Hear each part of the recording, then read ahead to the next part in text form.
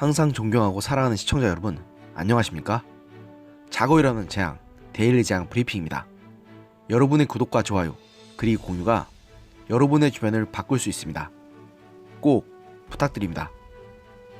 많은 사람들의 이목을 끈 핫 이슈였던 조국 전 법무부 장관에 대한 구속영장이 끝내 27일 새벽 기각되었습니다. 재판부는 범죄 혐의도 소명되고 죄질도 좋지 않지만 증거인멸 염려가 없다는 식의 기각 사유를 밝혀 많은 사람들의 비판을 사고 있습니다.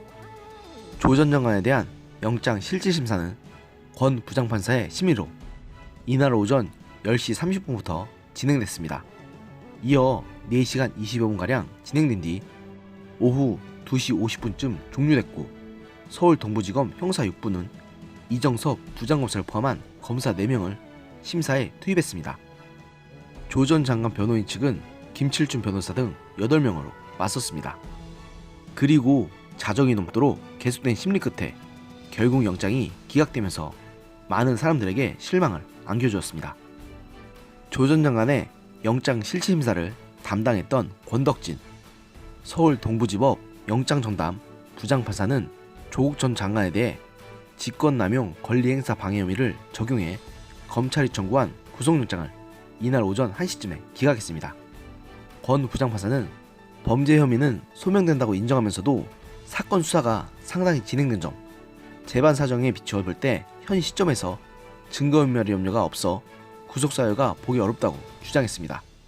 또한 이 사건 범행은 그 죄질이 좋지 않으나 구속 전 피의자 신문 당시 피의자 진술 내용 및 태도, 피의자의 배우자가 최근 다른 사건으로 구속돼 재판을 받는 점 등 피의자를 구속해야 할 점 등을 종합하면 도망할 염려가 있을 때에 해당하는 구속사유가 있다고 볼 수 없다고 밝히면서 현 단계에서는 피의자에 대한 구속사유와 필요성, 상당성을 인정하기 어렵다고 적시했습니다.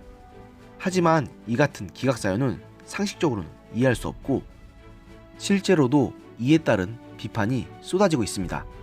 조 전 장관이 유 전 부시장의 비의사실을 인지하고도 이를 묵인, 사표를 받는 선에서 청와대 특별감찰반의 감찰을 무마한 혐의는 상당 부분 밝혀진 상태입니다.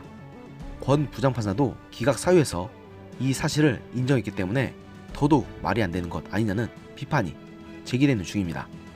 또한 재판부는 일반적으로 증거가 불확실하고 범행을 인정할 수 없어 다툼의 여지가 있기에 구속영장을 기각했는데, 이번에는 정반대라는 것도 논란을 불러일으킬 만한 사유입니다.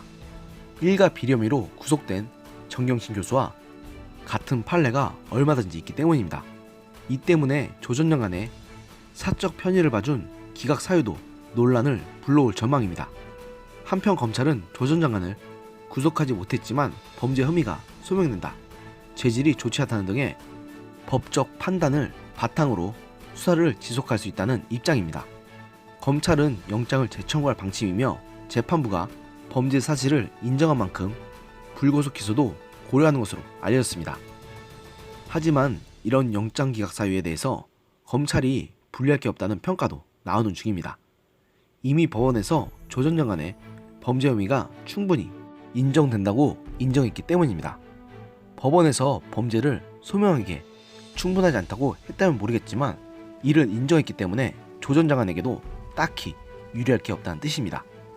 제가 보기에도 이번 기각이 감정적으로는 화가 나는 일이긴 하지만 법원에서 일단 범죄 사실을 소명된다는 것 자체는 인정했다는 것이 매우 중요하다고 생각합니다. 어차피 지금 정권과의 싸움은 매우 길게 봐야 하는 장기전입니다. 그런 싸움에서 먼저 스퍼트를 올렸다가 지친다면 그것은 결국 우리에게 손해만 될 뿐입니다. 일단 검찰이 추가로 구속영장을 청구하는 것을 지켜볼 필요가 있다고 생각합니다. 지금 우리는 궁극적으로 싸워야 할 적이 조 전 장관 하나가 아니기 때문입니다. 궁극적으로는 문재인 정부라는 거악이 우리의 상대 아니겠습니까? 그 거악을 잡기 위해서는 지금 이런 일에 일희일비해서는 안 되는 것이 저의 생각입니다. 오늘의 영상은 여기까지였습니다. 들어주셔서 감사합니다.